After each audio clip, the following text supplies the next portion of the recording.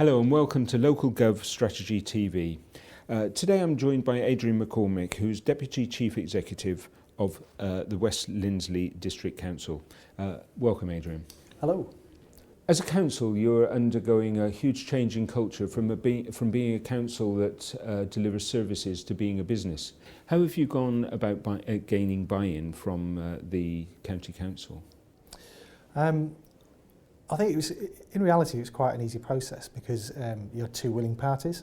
I think both organisations could see the logic in collaboration and working together. I think that if you asked anybody from the county and the district side of things, what it is that fundamentally makes it work is that desire to deliver services to the citizen that are quality and do it in an efficient way, and it's built on a shared trust. And I think because we've got that yearning to deliver quality services together, and it makes so much sense, two councils, one area of citizens, and the fact that we do have that trust, that's made us progress the way that we have. Can you give me an example of how the council has successfully introduced a new revenue stream? Yeah, we did. We were faced with a particular issue around our CCTV operations when we were looking at balancing the budget for this year. A lot of the other district councils, some in Lincolnshire as well, were cutting back on that service. We've actually managed to double the service provision through the CCTV and save £50,000 per year because of it by going into partnership with a private sector organisation.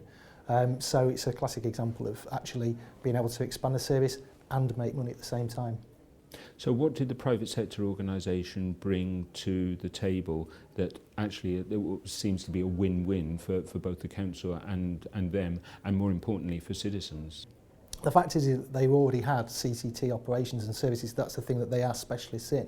We're buying into a wider infrastructure, which is one of the key objectives of our council is, and hence with the county council as well, is to work with partners that can offer a specialist service, and we can focus on some of our core business and some of the operations that a district council really should be concentrating on.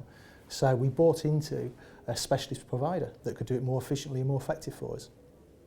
Are you not open to an accusation of creeping privatisation with these sorts of collaborations?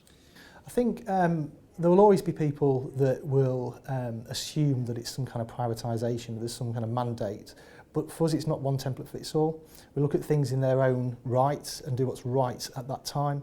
And if that means that we commission services or we buy services in, and that's the right thing for us to do for the customer in the most efficient and effective way, then we will do it that way. We don't go into a situation with a predetermined outcome in mind other than to deliver a quality service that's fit for purpose to the customer.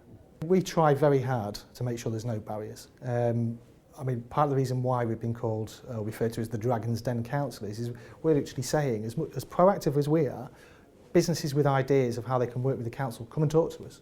You know, we deal with things on the merits of a business case. If there's a good idea and there's a business case to back it up, and we can work with the private sector, local businesses, to do something that's going to add a real value out in the community or strengthen the council, we'll go with it. You know, that we're in a healthy financial environment as a council because we've had good financial management previously. We've got really effective members that work well with officers. We're in a really good place to explore business opportunities really effectively. So bring it on. And that brings us neatly around to this conference, and the purpose of this conference is to share ideas, it's to network, get to know the products and services that are being offered by private sector partners. The key thing that I've noticed about this event is that it's so well managed, because the presentations aren't allowed to go over, so they're very well focused.